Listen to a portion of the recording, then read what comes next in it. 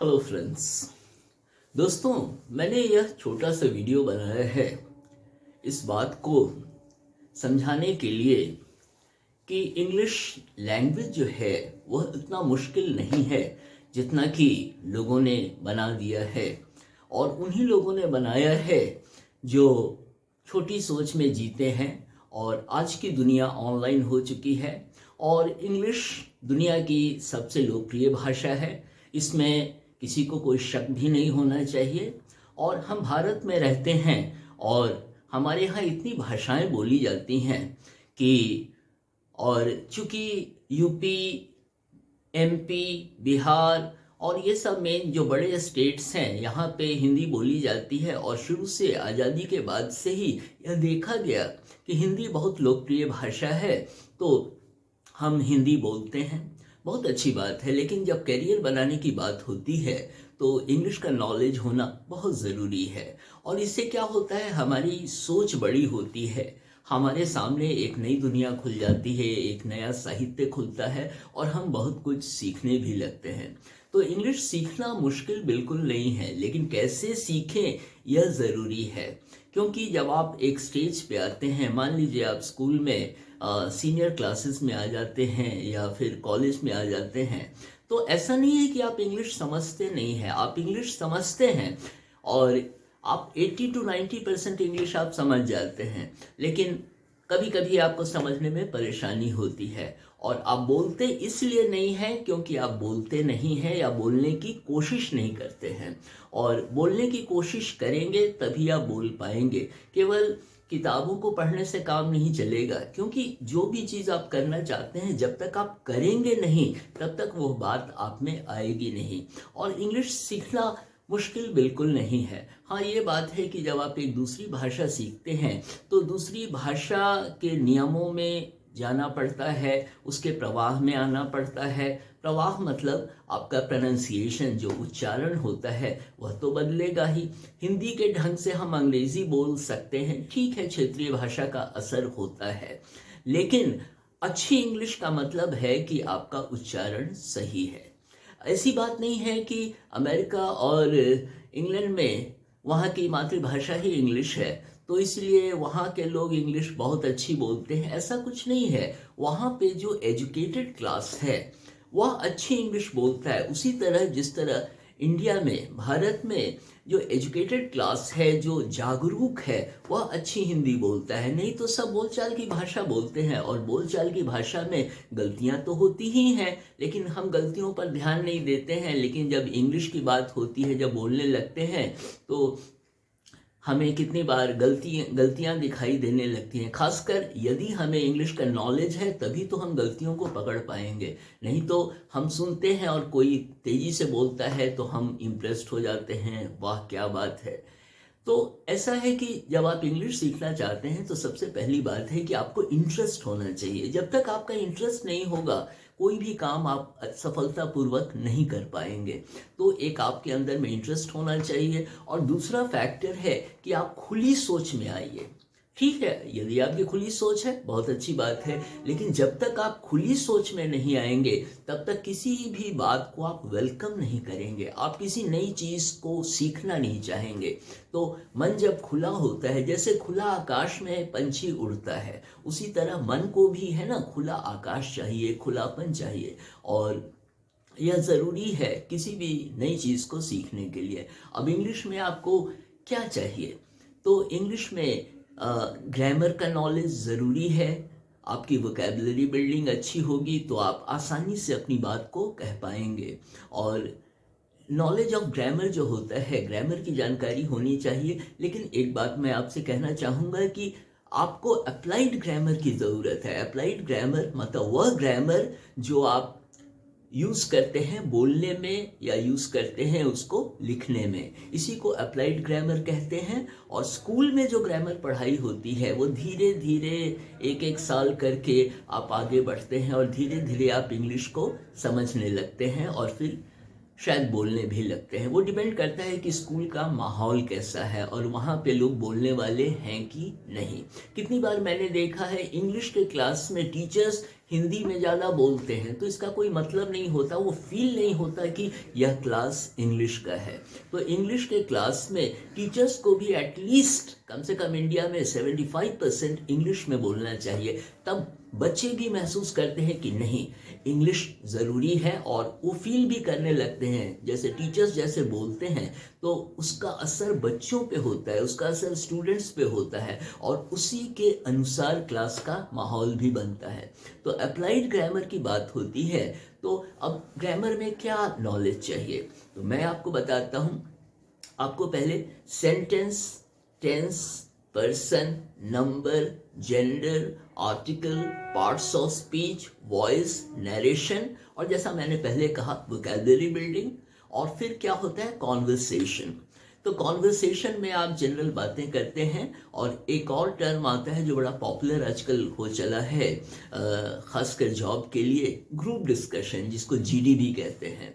तो इसीलिए group discussion की जब बात करते हैं तो ग्रुप डिस्कशन जो होता है वो जनरल कॉन्वर्सेशन नहीं होता है, बल्कि वो स्पेसिफिक कॉन्वर्सेशन होता है, जिसमें एक लाइन, एक स्टेटमेंट दिया जाता है, आपको उसके फॉर या अगेंस्ट में बोलना पड़ता है। तो जब तक आपका ब्रेन नहीं चलेगा, आप दिमाग नहीं लगाएंगे, और दिमाग कैसे लगाएंगे, आपका जितना नॉलेज होगा उसके अनुसार आप अपनी बात कह पाएंगे।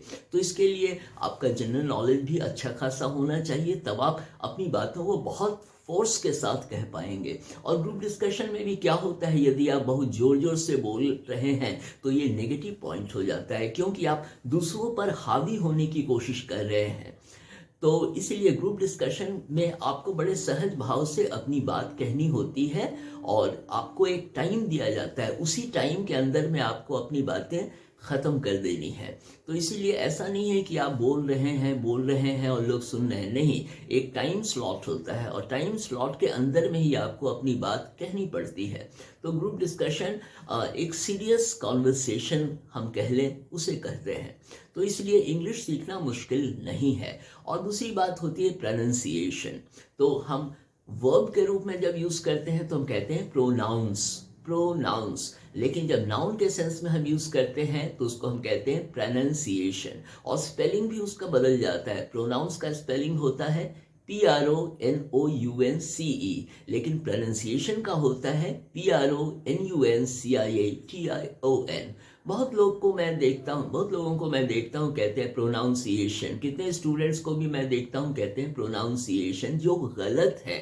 तो क्लास में क्या होता है, नॉर्मली जो जनरल स्कूल्स होते हैं उसमें प्रोनाउंसिएशन सिखाया ही नहीं जाता है, और CBSE या ICSE ये सब के जो स्कूल्स होते हैं उसमें कुछ एक स्कूल्स को छोड़ दें, बाकी अधिकतर में प्रोनाउंसिएशन सिखाया ही नहीं जाता है। और जिनको सिखाना चाहिए दोस्तों, कितनी बार उनका प्रोनाउंसिएशन भी गलत होता है। और उसमें क्या होता है, सीनियर स्टूडेंट्स जो होते हैं वो बैठे रहते हैं, वो मुस्कुराते रहते हैं और सुनते रहते हैं, क्योंकि वो भी अब बड़े हो रहे हैं।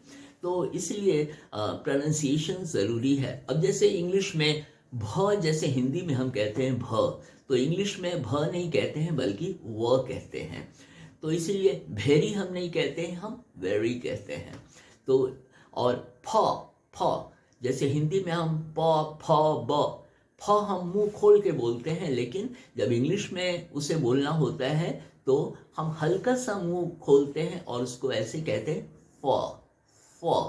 और मैं जब क्लास लेता हूँ तो मैं ये सब बताता रहता हूँ, कितनी बार मेरे स्टूडेंट्स हंसते रहते हैं मुझे देखकर, और मुझे बड़ा मज़ा आता है, क्योंकि पढ़ाने का भी एक मज़ा होना चाहिए और पढ़ने का भी एक मज़ा होना चाहिए। और मेरे स्टूडेंट्स मेरे क्लास को एंजॉय करते हैं, मुझे अच्छा लगता है, और मैं भी कोशिश करता हूँ कि जब मैं अपना क्लास लूँ तो मैं अच्छी तरह पढ़ाऊँ। और आप अच्छी तरह पढ़ाते हैं तो बच्चे भी अच्छी तरह समझते हैं, और कोई भी प्रॉब्लम होता है क्लास में तो मैं बताता रहता हूँ कि देखो इसको ऐसे करो। और हमारे यहाँ जैसे मैं जो पढ़ाता हूँ, मेरे क्लास में एटमॉस्फेयर बहुत फ्रेंडली होता है, और इसलिए जो स्टूडेंट्स हैं वो बेझिझक मुझसे पूछते रहते हैं, कहीं पर उनको कोई प्रॉब्लम होता है तो पूछते रहते हैं।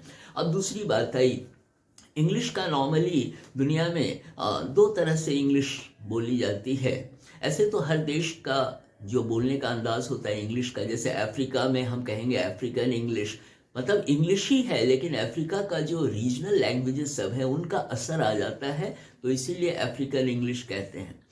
तो हर देश के लिए हम कह सकते हैं कि वहाँ का इस तरह का इंग्लिश है, लेकिन नॉर्मली ब्रिटिश और अमेरिकन इंग्लिश को माना गया है। ब्रिटिश इंग्लिश, यदि आपको हिस्ट्री का नॉलेज है, इतिहास का थोड़ा ज्ञान है, तो आपको याद होगा कि अमेरिका के जो सेटलर्स जो वहाँ पे लोग गए वहाँ रहने के लिए, वो मेनली ब्रिटेन के ही थे, तो इसलिए वो अपने साथ लैंग्वेज भी तो वहाँ ले गए। और केवल ब्रिटेन ही नहीं, बहुत सारे देशों के लोग अमेरिका में आए और वहाँ पे वो सेटल कर गए, लेकिन कॉमन लैंग्वेज जो है वहाँ पे इंग्लिश, क्योंकि मेजॉरिटी ब्रिटिश लोग थे जो वहाँ जाकर बसे, तो इसलिए वहाँ पे जो मेन लैंग्वेज है वो इंग्लिश है। अब अमेरिकन्स जो होते हैं वो इंग्लिश को जो बोलते हैं, तो जब वावल्स का उच्चारण करते हैं तो थोड़ा खींच के बोलते हैं। जैसे वावल्स होता है AEIOU, तो जब वो कहते हैं बॉय, तो अब बीच में BOY,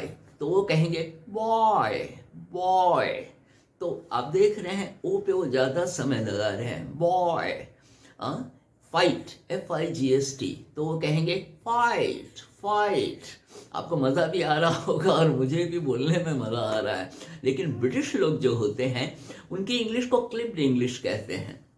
क्लिप्ड इंग्लिश मतलब झटके से जो इंग्लिश बोली जाए उसी को क्लिप्ड इंग्लिश कहते हैं। और वो लोग जैसे फाइट मैंने कहा, तो अमेरिकन कहेंगे फाइट, जैसे लगता है गा रहे हों। और ब्रिटिश जब कहेंगे तो सीधा कहेंगे फाइट। तो यही फर्क होता है, अमेरिकन थोड़ा गाते हुए इंग्लिश बोलते हैं और ब्रिटिश जो है वो झटके से इंग्लिश बोलते हैं। दूसरी बात है कि अमेरिकन इंग्लिश जो होती है उसमें कितने वर्ड्स जो कॉमन, जो ब्रिटेन और अमेरिका में कॉमन होते हैं, उनमें कुछ वर्ड्स हैं जिनका प्रोनाउंसिएशन अलग होता है। जैसा कि मैंने अभी आपको बताया, वो खींच के बोलते हैं अमेरिकन, लंबा करके बोलते हैं, और ब्रिटिश क्लिप्ड इंग्लिश बोलते हैं। और कुछ वर्ड्स होते हैं जिनका की स्पेलिंग जो होता है वो डिफरेंट होता है। एकदम आसान शब्दों में मैं कहूँ तो जो बोलते हैं अमेरिकन उसी को लिख देते हैं। जैसे कलर, अब कलर का मतलब होता है रंग, अब कलर को वो कहेंगे COLOR, वो कलर कहेंगे। और कंप्यूटर्स में आप देखेंगे कि आप COLOUR अगर लिखेंगे तो एक रेड लाइन वहाँ लग जाती है, क्योंकि कंप्यूटर में अधिकतर अमेरिकन इंग्लिश ही फीड किया रहता है। हालांकि ऑप्शन आपको मिलता है, लेकिन उसमें नॉर्मली अमेरिकन इंग्लिश को ही फीड किया जाता है। तो वो जो बोलते हैं वही लिख देते हैं COLOR। लेकिन इंडिया में हम लोग बड़े होते हैं ब्रिटिश इंग्लिश सीखते हुए, तो इसलिए हमें सिखाया जाता है COLOUR। तो इसीलिए ये फर्क हो गया। अब जैसे रियलाइज है, रियलाइज, ज का जो उच्चारण होता है, तो अमेरिकन कहते हैं कि नहीं, ज के लिए जेड होना चाहिए। और मजे की बात है कि जेड को अमेरिकन जेड कहते ही नहीं है, उसको वो जी कहते हैं, जी। तो अमेरिकन उसका स्पेलिंग लिखेंगे REALIZE, जिसको कि वो जी कहते हैं, तो REALIZE। लेकिन ब्रिटिश जो लिखते हैं वो REALISE। अब दुनिया इतनी बदलती जा रही है कि लोग समझने लगे हैं कि अमेरिकन जो इंग्लिश है और ब्रिटिश इंग्लिश है, उनके स्पेलिंग में कभी कभी फ़र्क देखने को मिलता है। तो ये सब चीज़ें आप सीखेंगे, समझेंगे, और खुले दिमाग से यदि आप सीखना चाहेंगे कोई भी चीज़, तो आपको फिर आगे बढ़ने में कोई दिक्कत नहीं होगी। और इंग्लिश बहुत पॉपुलर लैंग्वेज है, सीखना चाहिए। और करियर के लिए इंग्लिश का इम्पोर्टेंस आप तो समझते ही हैं। व्यावहारिक रूप से बात करें, इंग्लिश की ज़रूरत होती है। ठीक है, आप जहाँ हिंदी की ज़रूरत हो वहाँ आप हिंदी यूज़ करें, जहाँ इंग्लिश की ज़रूरत हो वहाँ आप इंग्लिश यूज़ करें। मतलब जहाँ भी जैसी भाषा में काम होना चाहिए उस तरह से आप काम करें, कोई प्रॉब्लम नहीं है। मन में कोई इस तरह की बात नहीं होनी चाहिए कि नहीं हमें इंग्लिश बोलना है, इंग्लिश बोलने से हम बहुत बड़े दिखेंगे, बहुत हाई क्लास के हो जाएंगे। ऐसी कोई बात नहीं है, ये सब सोच की बात है। इसलिए हिंदी का माहौल हो तो आप हिंदी में बात करें, बड़ा अच्छा लगेगा। हिंदी बहुत खूबसूरत भाषा है। और इंग्लिश का जहाँ आपकी ज़रूरत हो कि नहीं इंग्लिश के बिना काम नहीं चलेगा, वहाँ आप इंग्लिश में बात करें, और फिर बहुत मज़ा आता है। और यदि आपका उच्चारण अच्छा है तो फिर तो लोगों पे एक बहुत अच्छा प्रभाव पड़ता है, एक इम्पैक्ट पड़ता है। और लोग मुस्कुराते हुए आपको देखने लगते हैं। तो इन्हीं बातों के साथ यह छोटा सा वीडियो मैं समाप्त करता हूँ। Thank you very much.